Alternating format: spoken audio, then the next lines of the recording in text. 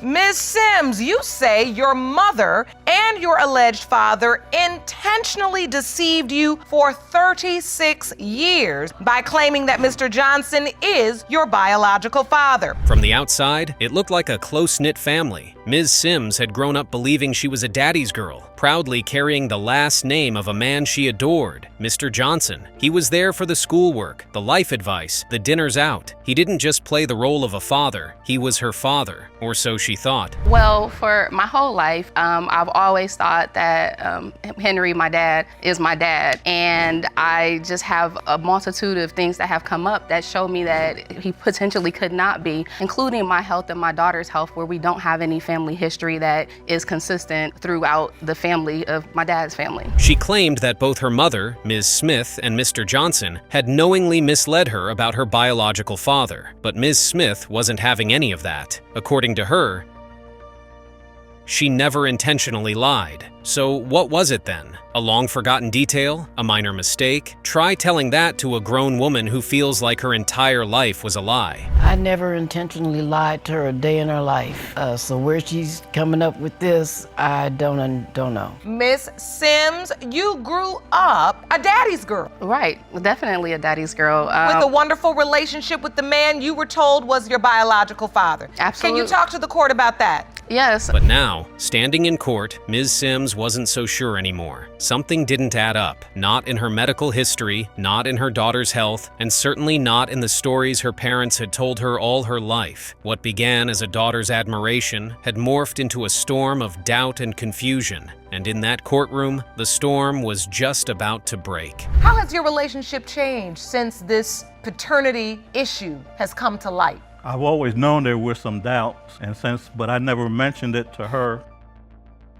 because I didn't see any reason for it. Maybe she has less trust in me now, but it doesn't affect the way I feel about her. You say you feel like she may have less trust in you. Yeah.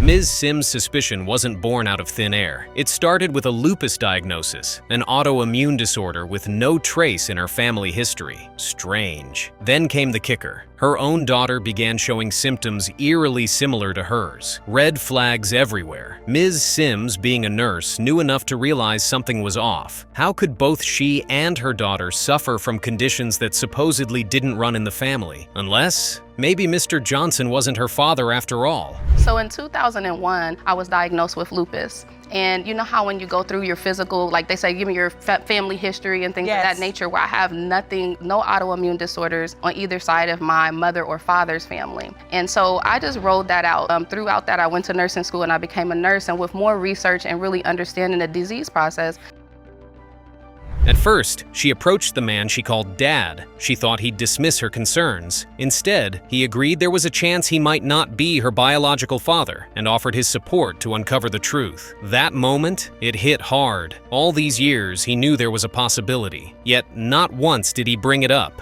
When you get this information and you say, I don't see these medical issues on either side of my family tree, what do you say to your mom? Well, I actually talked to my dad first because, you don't ever want to, insult anyone or anything like that. And I actually talked to my dad about it. And my dad kind of was like, well, yeah, I kind of agree that there may be, a chance that you're not mine. And so, naturally, Ms. Sims confronted her mother next, but Ms. Smith laughed it off, literally. On a FaceTime call, she shrugged the question aside, giggling like it was a joke. But Ms. Sims wasn't laughing. For her, it wasn't funny. It was devastating. So, Ms. Smith, do you remember when your daughter came to you and spoke to you about possibility she may have another father, and is there something you hadn't told her? She was FaceTiming me on phone, and when she mentioned it, she was laughing and giggling, so I thought she was joking. I didn't read anything into it and didn't say anything about it, so. Finally, Ms. Smith admitted there could be another man, and that's when things got really messy. You see, Mr. Johnson and Ms. Smith weren't even in a relationship. They met while driving cabs, hung out as friends, shared music and late-night conversations, and well, things escalated. We both had the same job. We were cab drivers. When you're idle, you sit on a cab stand until you get a call, and we happened to be on the same cab stand at the same time, and we ended up talking across each other. We ended up getting acquainted and end up being friends. Ms. Smith was already with someone else, but that didn't stop her from getting a little too comfortable with Mr. Johnson. However, this was about decades of trust, a daughter's sense of identity, and a mother's denial. Ms. Sims had one mission: to uncover the truth she believed had been hidden from her for 36 years. So, Ms. Sims, tell the court how much this resolution means to you. It means a lot to me. Like, once again, I said, I'm a nurse and a mom. And just with my knowledge of the medical history and background, it's important for me to identify, if my dad's not my dad, if there's someone else and I can kind of trace their history to see if there's other genetic diseases that I need to be worried about. Also, my daughter may one day want to have a family too, and is it something that she should be worried about? The story was already twisted, but the DNA test, that was the real grenade. And when the results came in, it exploded. Two women, mother and daughter, broke down in tears. The truth was finally out, and the results of that test shook everyone to their core when it was finally read out by Judge Lauren Lake. Mr. Johnson, you are the father.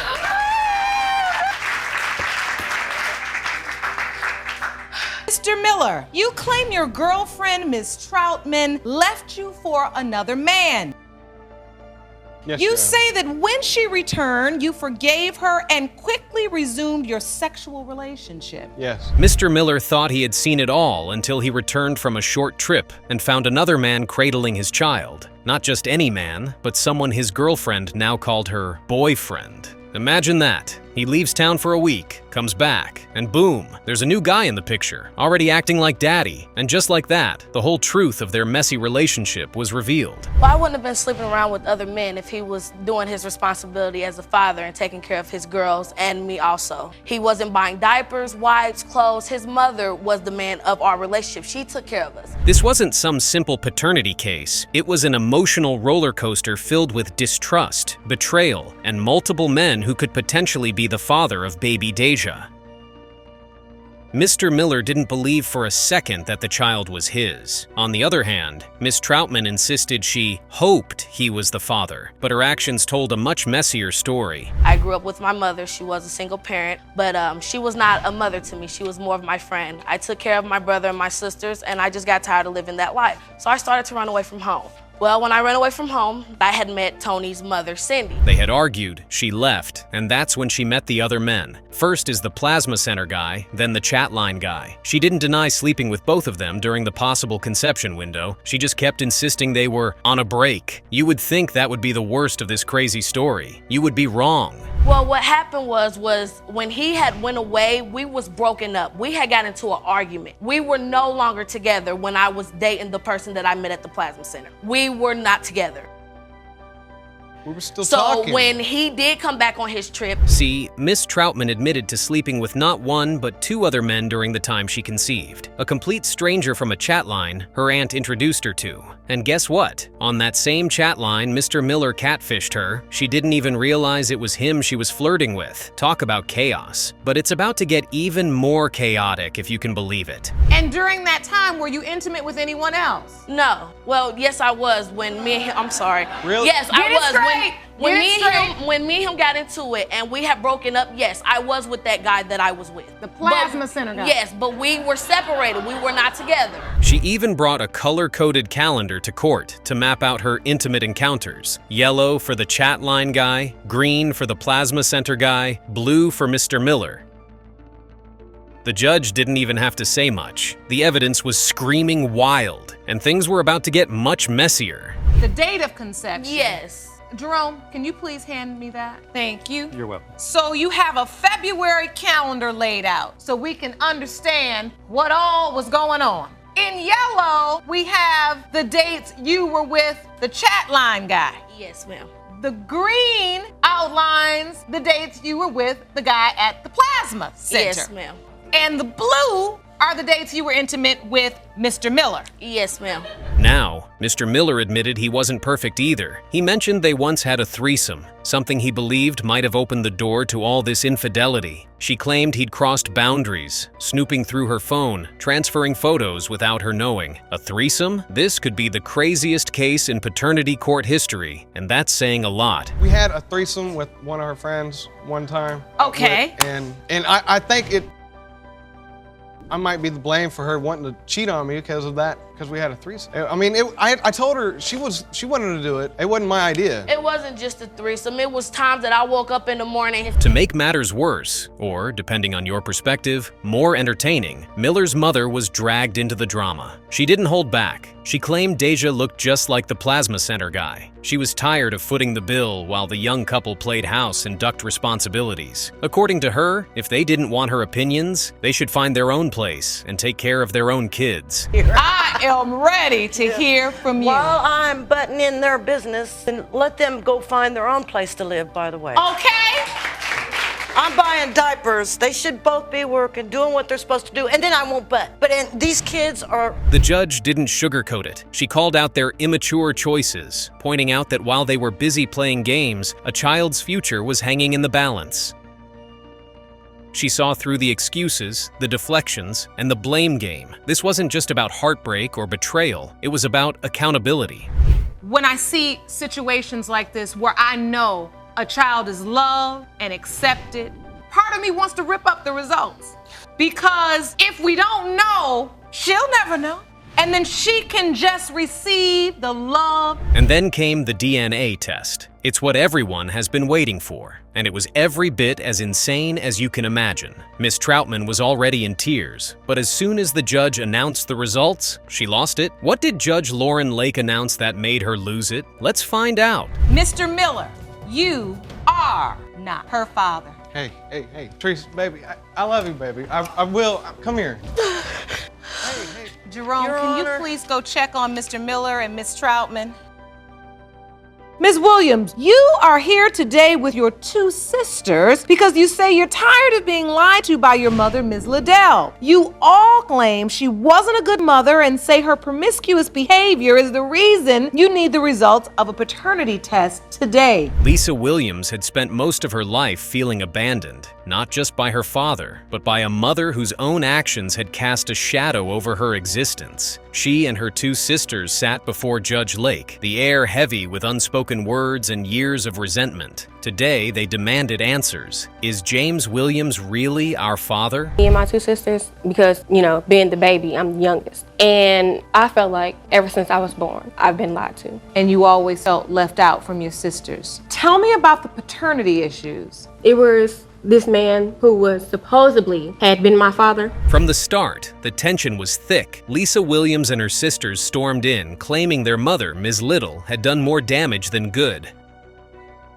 According to them, her reckless lifestyle didn't just leave emotional scars, it left them with a mystery about who their birth father was. Lisa, the youngest, felt like the odd one out. While her sisters seemed to know their place in the family, Lisa had spent years feeling like an outsider, wondering if the man they called Dad was hers. We were all wanting to know, like his family, him, my aunt that raised me and Jasmine, we wanted the paternity test. We were all there and ready. She never showed up. Excuse me, Your Honor. There was never a paternity test, so I don't know where they're getting it from. One thing I tell you about my three daughters, they are manipulated. That was just the beginning. The women had grown up believing James was their father, but deep down, doubt lingered. Now an adult, Lisa couldn't shake the feeling that the man who had been in her life for so long might not be her biological father. Her mother's careless, promiscuous lifestyle had planted seeds of uncertainty. And then there were the whispers. Family rumors had circulated for years. James was their father, but why did it feel so wrong?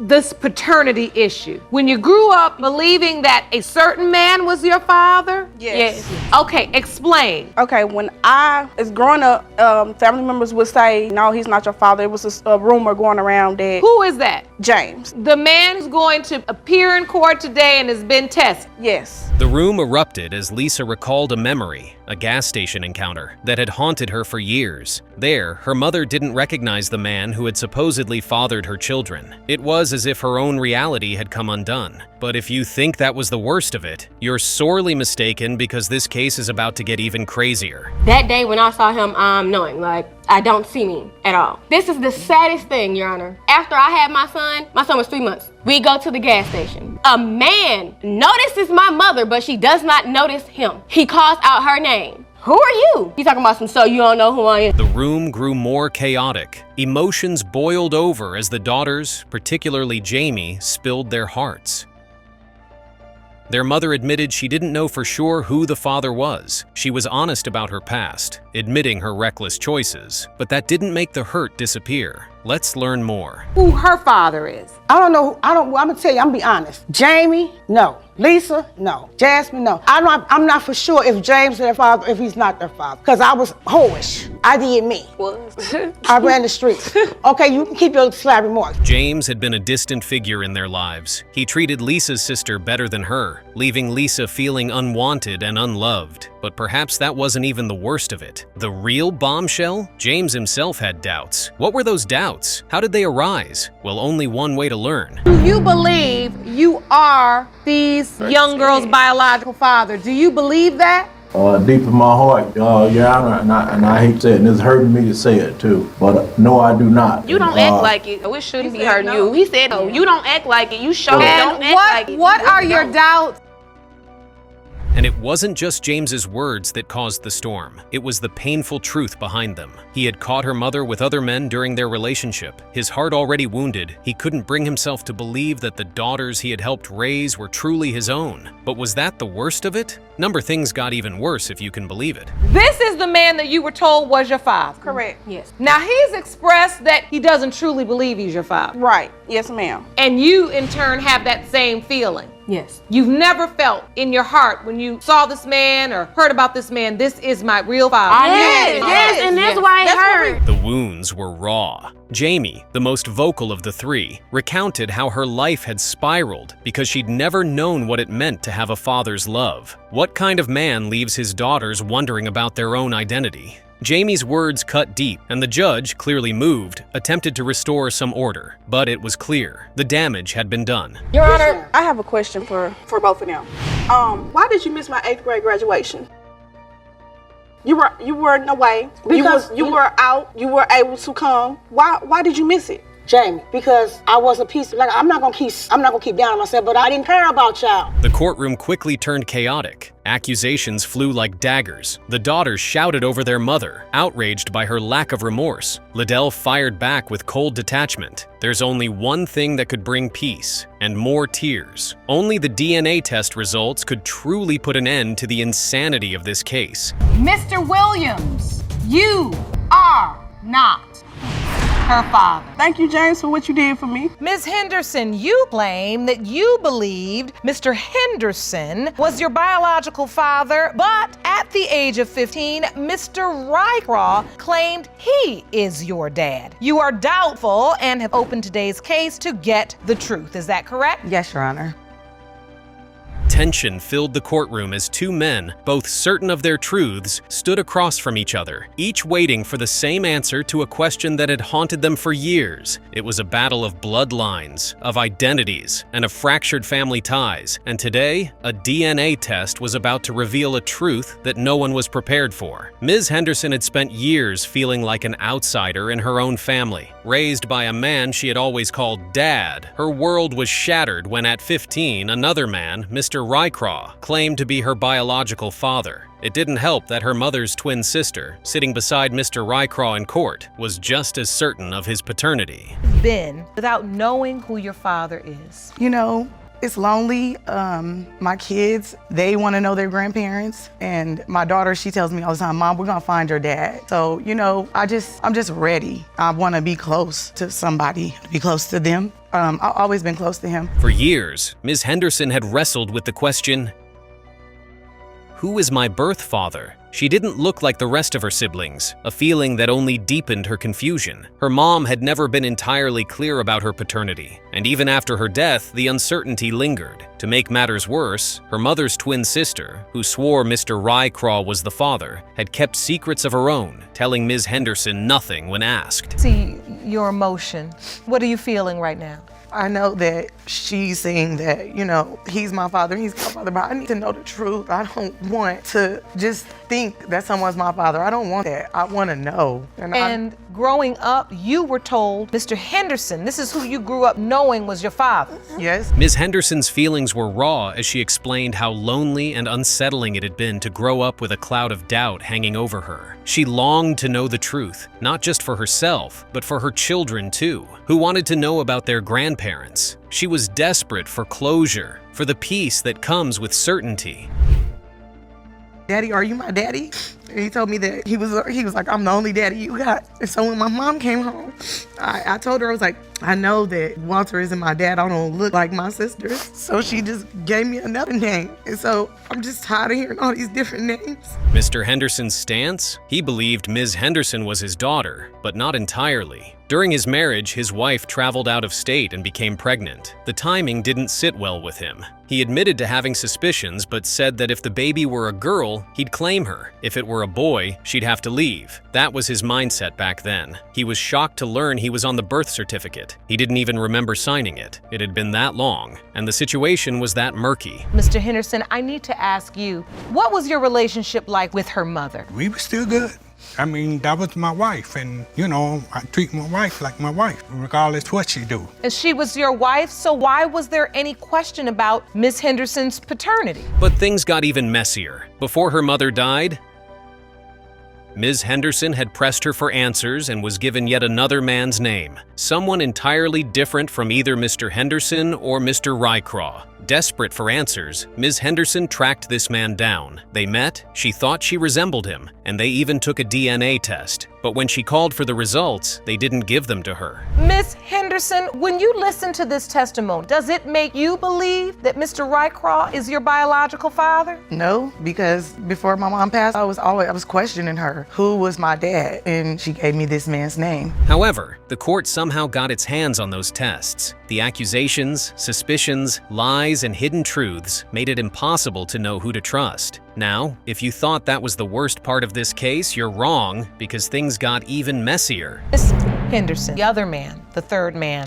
the man your mother told you is your biological father. This court was able to get a hold of those test results. As it relates to this other gentleman, the probability of paternity was determined to be. Mr. Rycroft, on the other hand, believed his bond with Ms. Henderson was undeniable. He remembered meeting her for the first time and feeling an instant connection. He never doubted she was his daughter, even though his claim was based on emotions more than facts. He and Ms. Henderson's mother had once shared a complicated history, with moments of passion but no clear acknowledgement of who her father might be. I'll always be your dad. I know, Daddy, I know, but that's not what I'm looking for. But does it make it more possible in your mind, more feasible, that Mr. Rycroft could be your biological father, just as your aunt had stated? I don't know what to think right now. Ms. Henderson stood in the courtroom, visibly emotional, torn between the two men.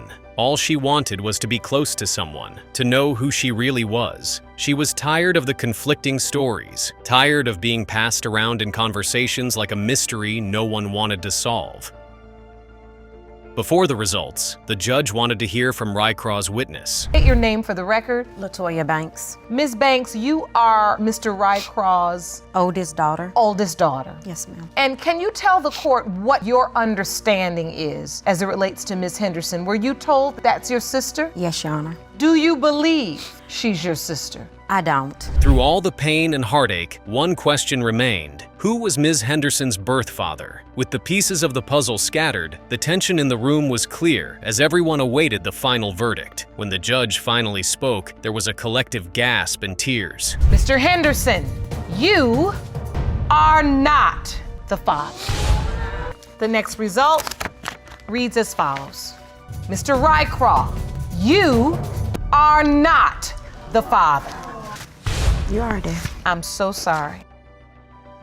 Mr. Hudson, you claim the defendant led you to believe you were her son, Ja'Cory's biological father, then dropped a bomb and admitted she slept with someone else. Yes, Your Honor. You're in court to prove you are not her son's father. Yes, Your Honor. They both walked into court, certain of two completely different truths. Mr. Hudson was convinced he'd been tricked. deceived into believing he was a father to a child who wasn't his. Ms. Bridges? She was equally sure, swearing up and down that despite a brief lapse in judgment, the baby had to be his. Well, Your Honor, I was led to believe that I was Jacory's father because at the time that we were living together is the time that she became pregnant with the child. We were together for approximately about 5 years, Your Honor. Okay. So you were there throughout the pregnancy, Yes, and you were ma'am. taking care of her. You all lived together. Yes, ma'am. Mr. Hudson had been there from the beginning, the whole 9 yards. Doctor's visits, cutting the umbilical cord, even signing the birth certificate without hesitation. Why wouldn't he? They lived together and were in a relationship, and according to him, the timing lined up until it didn't. Were you at the birth? Yes, Your Honor. I was at the hospital. I took her to doctor's appointments. I was there. I cut the umbilical cord, Your Honor. I even signed the birth certificate on the day of the birth. You did? Yes, ma'am. So you signed the birth certificate because on that day, you truly believed this child was yours? Yes, Your Honor. Right before little Jacary's first birthday, Ms. Bridges dropped a bombshell. Out of nowhere, she confessed that she'd slept with someone else around the time she got pregnant. Just like that, Mr. Hudson's world spun. The party he threw for Jacary, she didn't show. Her excuse? His ex-girlfriend was there. So she threw her own party. Petty? Maybe. But that wasn't the issue. It was the timing of everything. And so, Mr. Hudson, you say this bomb she dropped. When did she drop this bomb? We had an argument, and that's when she came and she was telling me how I might not be the father and she had done these things. But I paid no attention to them because I am the father. I'm supposed to be the father. I'm here. Hudson felt like a fool. Here he was, putting in time, money, and love, only to be hit with doubts. But it wasn't just her confession, it was her explanation. She claimed she cheated because he was cheating. Eye for an eye. But here's the twist. She insisted the affair didn't overlap with her pregnancy. Sounds neat, right? Except Mr. Hudson wasn't buying it, not one bit. What's happening with the relationship? Are you in Jacory's life? No, Not at this moment. You're not. I was. And what changed that? I have no way of getting in contact with him. I can't talk to him. I can't see him. He knows my auntie number. I gave it to him plenty of times. You just making things up, just not to be in the baby's life. So is it your inability to get in contact with the child really what's holding you back? Or is it the fact that you don't truly know? It's the fact that we don't know, Your Honor. Now, enter Mr. Davis, the other possible father. According to him, they'd hooked up 3 times, no protection, and she never told him she was pregnant. He only found out when he stumbled on her baby's photo online and thought, wow, that kid looks like my nephew. Coincidence? Maybe, or maybe not. Mr. Davis, thank you for joining us today. Thank you. We are here discussing, do you believe you're Jacory's biological father? Yes, I do, for several reasons. Me and Miss Bridges met, we hung out for a couple of months. We ended up having unprotected sex around about 3 times. I didn't know that she was pregnant at all until I looked on Facebook one day, like a year later, and I see a picture of her son. Ms. Bridges couldn't understand why Mr. Hudson was even questioning his paternity, accusing him of not being a true father. She had made all her excuses, from saying the baby was premature to her claim that Jacory was born months earlier than expected. Nothing seemed to make sense, yet she was convinced that their bond couldn't be broken. To prove her case, Ms. Bridges had come with her auntie to prove her case, who intended to testify to what she had said. My auntie, Miss Dollaragis, was... Miss Dollaragis, will you please stand, ma'am? Yes, Your Honor. Thank you for joining us. So you had to pretty much step up and help her with this child. This is correct, Your because Honor. there was no father in the picture. No father in the picture at all. She was honest with you and told you that it could be 2 different men? That is correct. The aunt, Ms. Dollaragis, maintained that Mr. Davis is the most likely to be the child's father. She mentioned that the baby looks like him, but to be frank, Mr. Davis's involvement in the baby's welfare might have skewed her judgment. Or did it? Well, there is only one way to find out.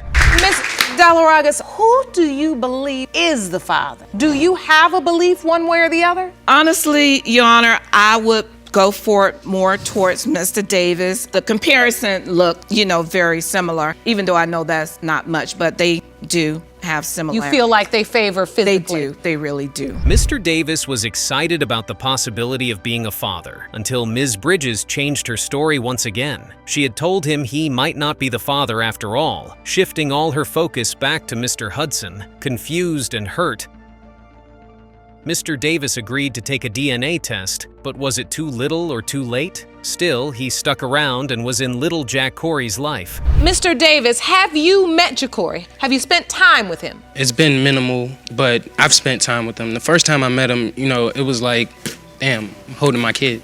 That was in 2013 that I actually got to meet him. And like I said, immediately when I saw a picture of him when he was first born, I thought he looked like my nephew. And when I took a picture with him and I look at it, I can see the resemblance.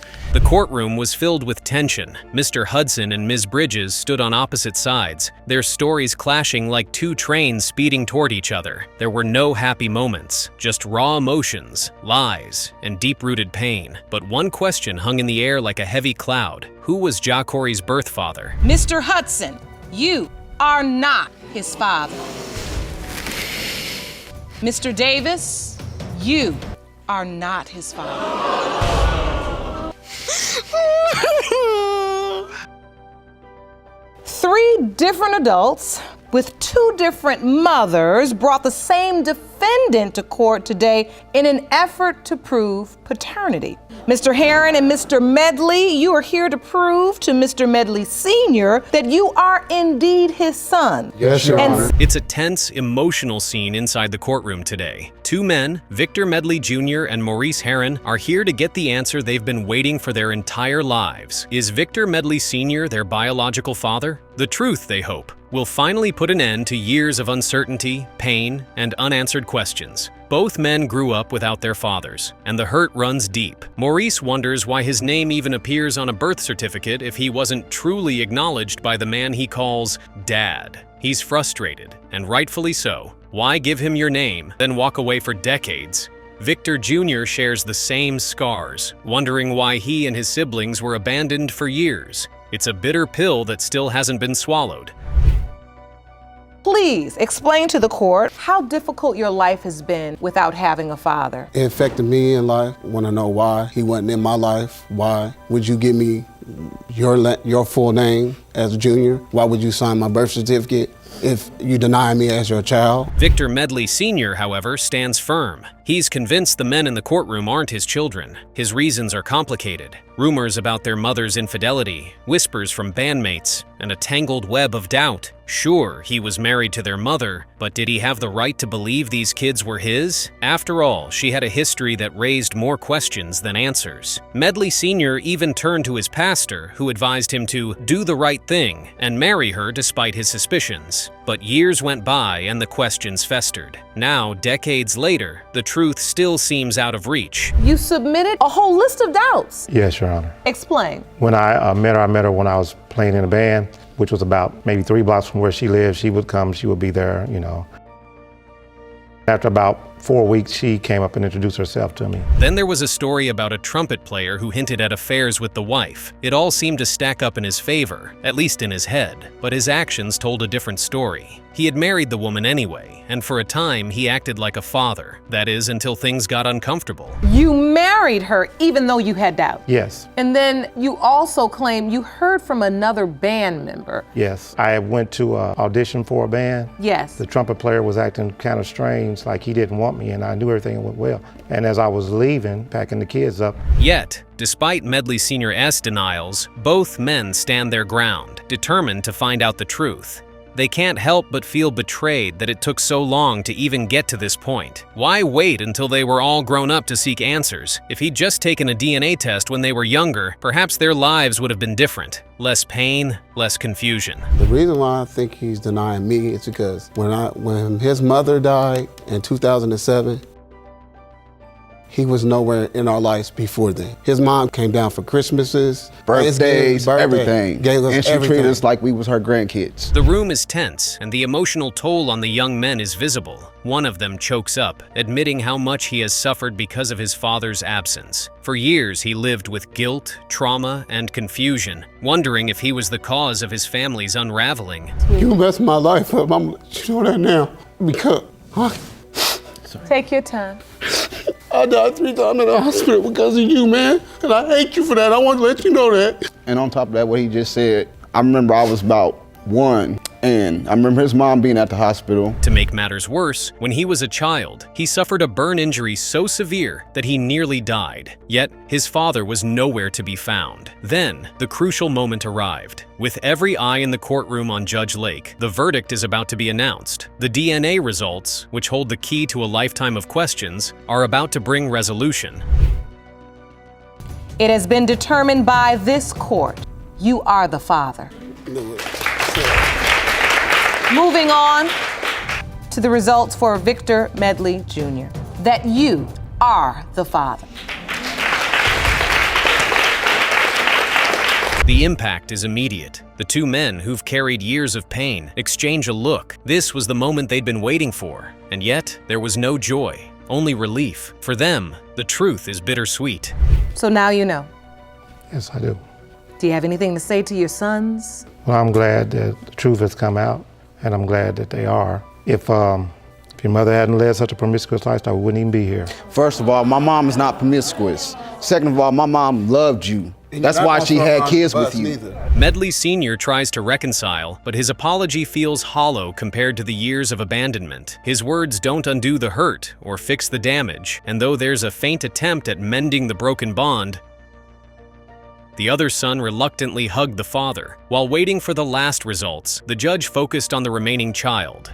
Ms. Johnson, in your statement to the court, you indicated you grew up not knowing who your father truly was. Yes, Your Honor.